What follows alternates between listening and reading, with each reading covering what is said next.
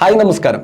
10,000 രൂപയെ 5 ലക്ഷം രൂപയാക്കി മാറ്റിയ 2 യമണ്ടൻ മ്യൂച്വൽ ഫണ്ടുകളെ കുറിച്ചാണ് ഇന്നത്തെ വീഡിയോയിൽ നിങ്ങളുമായിട്ട് ഷെയർ ചെയ്യാൻ ഉദ്ദേശിക്കുന്നത്. സോ നിങ്ങൾ ആദ്യമായിട്ടാണ് വീഡിയോ കാണുന്നത്, ചാനൽ ഒന്ന് സബ്സ്ക്രൈബ് ചെയ്യുക, തൊട്ടടുത്ത് കാണുന്ന ബെൽ ബട്ടൺ ക്ലിക്ക് ചെയ്യുകയാണെങ്കിൽ ഞാൻ അപ്ഡേറ്റ് ചെയ്യുന്ന വീഡിയോകൾ യഥേഷ്ടം നിങ്ങളുടെ മൊബൈലിൽ നോട്ടിഫിക്കേഷനായി ലഭിക്കുന്നതാണ്. വീഡിയോ ഡിസ്ക്രിപ്ഷനിലും കമന്റ് ബോക്സിൽ ലിങ്ക് കൊടുത്തിട്ട് ക്ലിക്ക് ചെയ്ത് ജോയിൻ ചെയ്ത് എൻ്റെ വാട്സ്ആപ്പ് ഗ്രൂപ്പിലെത്തും. അവിടെ ഓൺലൈൻ ജോബിനെ കുറിച്ചും ഓൺലൈൻ ബിസിനസിനെ കുറിച്ചും എൻ്റെ കോഴ്സുകളെ കുറിച്ചും അനുബന്ധ കാര്യങ്ങളെല്ലാം ഷെയർ ചെയ്യുന്നുണ്ട്.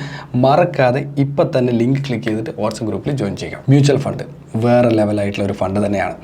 ഇൻവെസ്റ്റ്മെൻറ്റ് ചെയ്യുന്നവർക്ക് ലോട്ടറി എന്നല്ലാതെ വേറെ ഒന്നും തന്നെ പറയാനില്ല. ഇതുവരെ മ്യൂച്വൽ ഫണ്ടിനെ കുറിച്ച് കേട്ട് അവസാനം 5, 10, 20 വർഷം കഴിയുമ്പോൾ ഒരുപാട് ആൾക്കാർ മ്യൂച്വൽ ഫണ്ടിലൂടെ കോടീശ്വരന്മാരായി എന്നുള്ള വീഡിയോ ഞാൻ ചെയ്യുന്ന സമയത്ത് ദുഃഖിക്കേണ്ട എന്ന് ആലോചിക്കുന്ന ആൾക്കാർ ഇപ്പം തന്നെ 100 രൂപ, 500 രൂപ, 1000 രൂപയൊക്കെ വെച്ചിട്ട് ഏതെങ്കിലുമൊക്കെ ഫണ്ടിൽ ഇൻവെസ്റ്റ്മെൻറ്റ് ചെയ്യുക. ഒരുപാട് നല്ല ഫണ്ടുകളെ കുറിച്ചുള്ള വീഡിയോകൾ നിരവധി തവണയായിട്ട് ചെയ്തിട്ടുണ്ട്.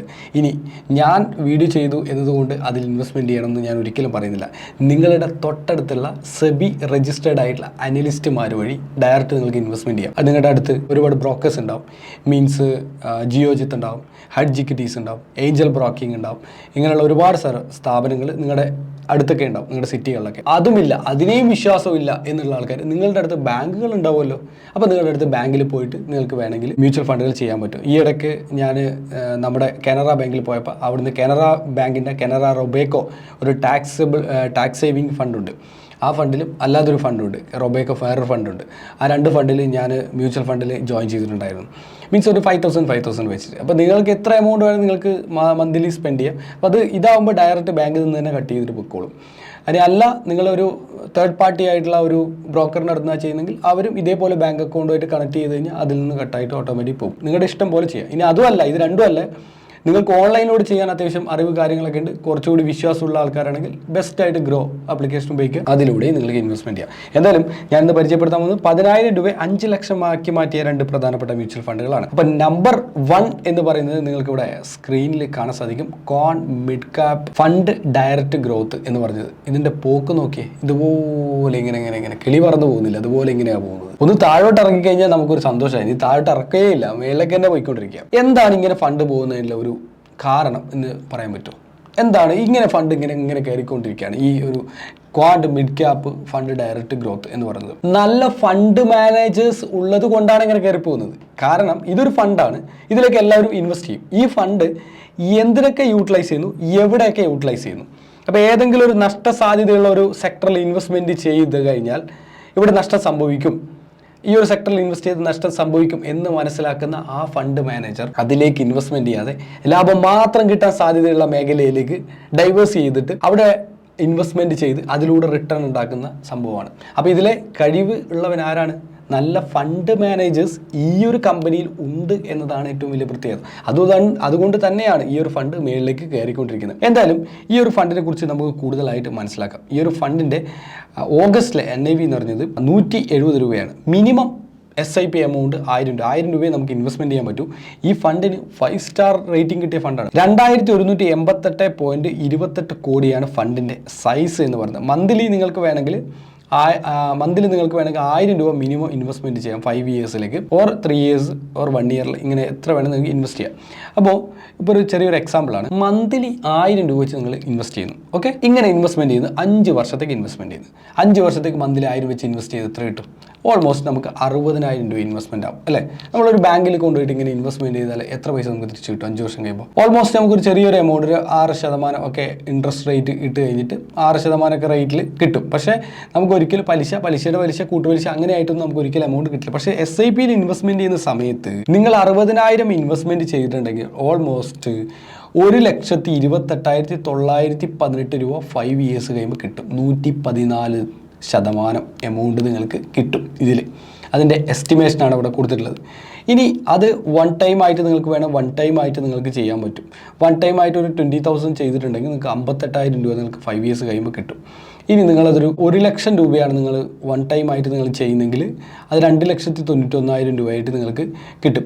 ഇങ്ങനെയൊക്കെയാണ് ഇതിൻ്റെ കണക്ക് എന്ന് പറഞ്ഞത്. അപ്പോൾ വേണമെങ്കിൽ നിങ്ങൾക്ക് മന്ത്ലി SIP ആയിട്ട് ചെയ്യാം, അല്ലെങ്കിൽ നിങ്ങൾക്ക് വൺ ടൈം ആയിട്ട് നിങ്ങൾക്ക് തീർച്ചയായിട്ടും ചെയ്യാൻ സാധിക്കുന്നതാണ്. ഇവരുടെ കയ്യിൽ ഹോൾഡിങ്ങിലുള്ള കമ്പനികൾ നിങ്ങൾക്ക് കാണാം. Reliance, HDFC, Tata communication, Punjab national bank, Auro India pharma, Reserve Bank of India, Linde India limited, Bosch, Sundaram, Alkem laboratories, ഇങ്ങനെ കുറേ കമ്പനികളുടെ ഇൻവെസ്റ്റ്മെൻറ്റ് അവർ കാര്യങ്ങളുണ്ട്. ഇവർ മെജോറിറ്റി ഇക്വിറ്റിയിലാണ് ഇൻവെസ്റ്റ്മെൻറ്റ് ചെയ്തത് 74.3%. ബാക്കി 15.6 ക്യാഷിലും ഡെപ്റ്റിൽ 10.1% ഡെപ്റ്റിലും. അതുതന്നെ സെക്ടർ നോക്കി, ഇക്വിറ്റി സെക്ടർ നോക്കിയ ഫിനാൻഷ്യൽ കമ്പനികളിലാണ് അധികം ഇൻവെസ്റ്റ് ചെയ്തിട്ടുള്ളത്. അതേഴ്സിലും എനർജിയിലും ഹെൽത്ത് കെയറിലും ഓട്ടോമൊബൈലിലും ഒക്കെ ആയിട്ട് ഒരു 10-15 ഇൻവെസ്റ്റ്മെൻറ്റ് ചെയ്തിട്ടുണ്ട്. ബട്ട് ഏറ്റവും കൂടുതൽ ഫിനാൻഷ്യൽ കമ്പനിയിലാണ് ഇവർ ഇൻവെസ്റ്റ്മെൻറ്റ് ചെയ്തിട്ടുള്ളത്. ഒട്ടുമിക്ക ഇതുപോലെ ഗ്രോത്ത് കിട്ടിയ കമ്പനികളൊക്കെ ഫിനാൻഷ്യൽ കമ്പനികളിലാണ് കൂടുതലായിട്ടും ഇൻവെസ്റ്റ്മെൻറ്റ് ചെയ്തതായിട്ട് ഞാൻ കാണുന്നുണ്ട്. എന്തായാലും നമുക്ക് രണ്ടാമത്തെ ഫണ്ടിലേക്ക് മൂവ് ചെയ്യാം. അതിന്റെ പേര് എന്ന് പറയുന്നത് Motilal Oswald mid cap fund direct growth ആണ്. ഇതും ഇതേപോലെ തന്നെയാണ്, കിളി പറന്ന പോലെ ഇതിങ്ങനെ പറന്ന് പോയിക്കൊണ്ടിരിക്കുകയാണ്. 5 വർഷത്തേക്കുള്ള റിട്ടേൺസിന്റെ കാര്യം നോക്കാം. ഇതിന് 4959.72 കോടിയുടെ ഫണ്ട് സൈസ് ഉണ്ട്. 5 സ്റ്റാർ റേറ്റിംഗ് ആണ്. 66 രൂപ 84 പൈസയാണ് ഇപ്പോഴത്തെ NAV. മിനിമം 500 രൂപ മുതൽ SIP ഇൻവെസ്റ്റ് ചെയ്യാം. അത് 500 രൂപ വെച്ച് മന്ത്ലി SIP ഇൻവെസ്റ്റ് ചെയ്യാം. ഇനി നമുക്ക് ഇതിൻ്റെ ഒരു ഡീറ്റെയിൽ നോക്കാം. ഇതിൽ നമ്മൾ ഒരു 500 രൂപ വെച്ചിട്ട് മന്ത്ലി SIP ഇൻവെസ്റ്റ്മെൻറ്റ് ചെയ്യണം. ഇതിൽ ഇൻവെസ്റ്റ്മെൻറ്റ് ചെയ്താൽ 5 വർഷം കഴിയുമ്പോഴേക്ക് നമുക്ക് ഏകദേശം 58,680 കിട്ടും. 100 ഇരട്ടിയാവില്ല, പക്ഷേ ഇരട്ടിയുടെ അടുത്തെത്തും 5 വർഷം ആകുമ്പോഴേക്കും. ഇനി വൺ ടൈം ആയിട്ട് നിങ്ങളൊരു 20,000 ഇട്ട് കഴിഞ്ഞാൽ ഓൾമോസ്റ്റ് 47,288. ഇരട്ടിയാവും, കുറച്ചുകൂടി അധികമാവും. അത് 136% ഗ്രോത്ത് ഉണ്ടാവും. ഈ കമ്പനിയുടെ താഴോട്ട് പോയി കഴിഞ്ഞാൽ ഇൻവെസ്റ്റ്മെൻറ്റ് ചെയ്ത കമ്പനികളുടെ ഡാറ്റ നോക്കാം. ഇവർ ഇക്വിറ്റിയിലാണ് കൂടുതൽ ഇൻവെസ്റ്റ് ചെയ്തിട്ടുള്ളത്. അതിൽ വെറൈറ്റി ആയിട്ടുള്ള കമ്പനിയിലാണ് ഇൻവെസ്റ്റ് ചെയ്തത്. നേരത്തെ കണ്ട കമ്പനിയിലല്ല ഇവർ ഇൻവെസ്റ്റ് ചെയ്തിട്ടുള്ളത്. Quant mid cap fund invest ചെയ്ത കമ്പനിയും ഇവർ ഇൻവെസ്റ്റ് ചെയ്യുന്ന കമ്പനിയും രണ്ട് ഡിഫറൻറ്റ് ടൈപ്പിലാണുള്ളത്. നമുക്ക് താഴെ കാണാൻ പറ്റും. ഇവർ 86% ഇക്വിറ്റിയിലാണുള്ളത്. പക്ഷേ ഇവർ ആ ഇക്വിറ്റിയിൽ ടെക്നോളജി ഫണ്ടിലാണ് കൂടുതൽ ഇൻവെസ്റ്റ് ചെയ്തത്.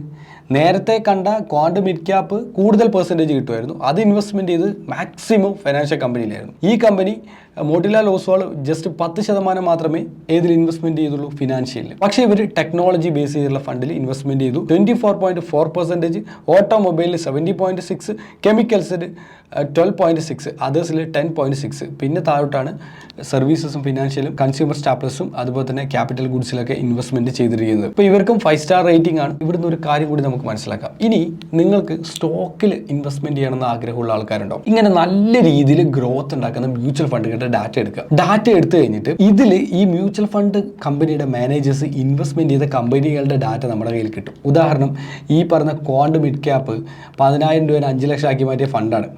തീർച്ചയായിട്ടും റിലയൻസ് ഇൻഡസ്ട്രീസ് ഇവർ ഇൻവെസ്റ്റ് ചെയ്യുന്ന ഒരു കമ്പനിയാണ്. 9.4%, ഏറ്റവും കൂടുതലുള്ള റിലയൻസിലാണ്. അപ്പോൾ റിലയൻസിൽ ഇൻവെസ്റ്റ് ചെയ്യുക, HDFCയിൽ ഇൻവെസ്റ്റ് ചെയ്യുക, ടാറ്റ കമ്മ്യൂണിക്കേഷനിൽ ഇൻവെസ്റ്റ് ചെയ്യുക, പഞ്ചാബ് നാഷണൽ ബാങ്കിൽ ഇൻവെസ്റ്റ് ചെയ്യുക. ഇവരൊക്കെ ഇൻവെസ്റ്റ്മെൻറ്റ് ചെയ്ത് അങ്ങനെ ഷെയറുകൾ, നല്ല ഷെയറുകളൊന്ന് പറഞ്ഞു തരുമോ എന്ന് ചോദിക്കുന്ന ആൾക്കാരുണ്ട്. നിങ്ങൾക്ക് ഏറ്റവും ബെസ്റ്റ് ആയിട്ടുള്ള ഓപ്ഷൻ ഇങ്ങനെയാണ്. ഇത് കണ്ടുപിടിക്കാൻ പറ്റും. ഇവരുടെ താഴെ ഹോൾഡിങ്സിൽ കയറി കഴിഞ്ഞാൽ നിങ്ങൾക്ക് ഇത്തരത്തിലുള്ള നല്ല കമ്പനികളെ കണ്ടെത്താൻ പറ്റും. ഈ കമ്പനികളിലൊക്കെ കയറിയിട്ട് നിങ്ങൾക്ക് ഇൻവെസ്റ്റ്മെൻറ്റ് ചെയ്യാം. ഇപ്പോൾ ഉദാഹരണം, ഫോർ എക്സാമ്പിൾ, ഈ 2 കമ്പനിയുടെ ഡാറ്റ ഞാൻ പറഞ്ഞു. അപ്പോൾ നിങ്ങൾ ഒരാൾ ചോദിച്ചു, എനിക്ക് ഒരു പ്രധാനപ്പെട്ട ഒരു 4 കമ്പനികൾ ഒന്ന് സജസ്റ്റ് ചെയ്യുമോ ഇൻവെസ്റ്റ് ചെയ്യാൻ വേണ്ടിയിട്ട്. നല്ല രീതിയിൽ ഗ്രോത്ത് ഒക്കെ ഉണ്ടാക്കാൻ ആഗ്രഹിക്കുന്ന ഒരു വ്യക്തിയാണ്, അത്യാവശ്യം റിസ്ക് എടുക്കാൻ പറ്റും. അപ്പോൾ ഞാൻ തീർച്ചയായിട്ടും ഇത് നോക്കിയിട്ട് ഞാൻ അങ്ങോട്ട് സജസ്റ്റ് ചെയ്യാണ്. റിലയൻസ് ഇൻഡസ്ട്രീസ് ആദ്യത്തെ ഇവിടുന്ന് ഒന്ന് എടുത്തു കൊടുത്തു. രണ്ടാമത്തെ HDFC ബാങ്ക്, എന്നിട്ട് ഇതിനകത്തും കൂടി പോയി ഇതിലെ top end fund tube investors of India limited അത് കൊടുത്തു. രണ്ടാമത്തെ സൊമാറ്റോ ലിമിറ്റഡ്. ഈ 2 കമ്പനി ഞാൻ എടുത്തു കൊടുത്തു. ഓക്കെ, ലോങ് ടൈമിലേക്ക് നിങ്ങൾ ഇൻവെസ്റ്റ്മെൻറ്റ് ചെയ്തോ എന്ന് പറഞ്ഞിട്ട് എടുത്തു കൊടുത്തു. സിമ്പിളായിട്ട് ഞാൻ പറഞ്ഞാണ്. ഇതിൽ സൊമാറ്റോന് എനിക്ക് വലിയ വിശ്വാസ കാര്യങ്ങളൊന്നും ഇല്ല കേട്ടോ. കാരണം ഒരുപാട് സാധനങ്ങൾ വന്നു കഴിഞ്ഞാൽ പണി കിട്ടാനുള്ള സാധ്യതയുണ്ട്. അതിനേക്കാളും നല്ലത് നമുക്ക് ടാറ്റയുടെയൊക്കെ നല്ല നല്ല ഫണ്ടുകളുണ്ട്. ടാറ്റ ഫണ്ട്, അതുപോലെ അദാനിയുടെ ഫണ്ടിലൊക്കെ ഇൻവെസ്റ്റ്മെൻറ്റ് ചെയ്യുക. ഭാവിയിൽ നന്നായിട്ട് കയറാൻ സാധ്യതയുണ്ട്. നമ്മളൊക്കെ എത്ര അദാനി താഴെ ഇറങ്ങുമ്പോഴും മോശം പറഞ്ഞിട്ടുണ്ടെങ്കിലും അദാനിയൊക്കെയാണ് വലിയ വമ്പന്മാർ. ഇപ്പോൾ ഉദാഹരണം, ബൈജൂസ് ഒന്ന് തളർന്നു വീണപ്പോൾ നമ്മളെല്ലാവരും പറഞ്ഞു ബൈജൂസ് അവൻ അങ്ങനെ തന്നെ വേണം, അവനെ കുറിച്ച് അഹങ്കാരം കൂടിപ്പോയി, അങ്ങനെ ഇങ്ങനെയൊക്കെ പറഞ്ഞില്ലേ. പക്ഷെ എത്ര പറഞ്ഞാലും ബൈജൂസിൻ്റെ ആ ഒരു വലിയ ഭീമമായ വളർച്ച അതൊരു ബിസിനസ്മാൻ്റെ കഴിവ് തന്നെയാണ്. അതൊന്നും ഒരിക്കലും നമ്മളൊന്നും ചെയ്ത് കഴിഞ്ഞാൽ നമുക്കൊന്നും എത്തിപ്പെടില്ല. ആ ഒരു അസൂയ തന്നെയാണ് പലപ്പോഴും നമ്മളൊക്കെ ബൈജു ചെറുതായിട്ട് താഴോട്ട് വീണ സമയത്ത് നമ്മൾ അവന് അങ്ങനെ വേണം, ഇങ്ങനെ വേണം, അങ്ങനെ വേണം, ഇങ്ങനെ വേണം എന്നൊക്കെ നമ്മൾ പറഞ്ഞത്. ഓക്കെ, അപ്പോൾ അതൊരു കഴിവ് തന്നെയാണ്, ബൈജൂസിൻ്റെ ഒരു കഴിവ് തന്നെയാണ്. അതേപോലെ തന്നെയാണ് ഇത്തരത്തിലുള്ള എല്ലാ കമ്പനികളുടെ കാര്യങ്ങളിലും. അദാനിയിലൊക്കെ നല്ല റൈറ്റ് ടൈമിൽ ഇൻവെസ്റ്റ്മെൻറ്റ്, താഴോട്ട് വരുന്ന സമയത്ത് റൈറ്റ് ടൈമിൽ ഇൻവെസ്റ്റ്മെൻറ്റ് ചെയ്യാം.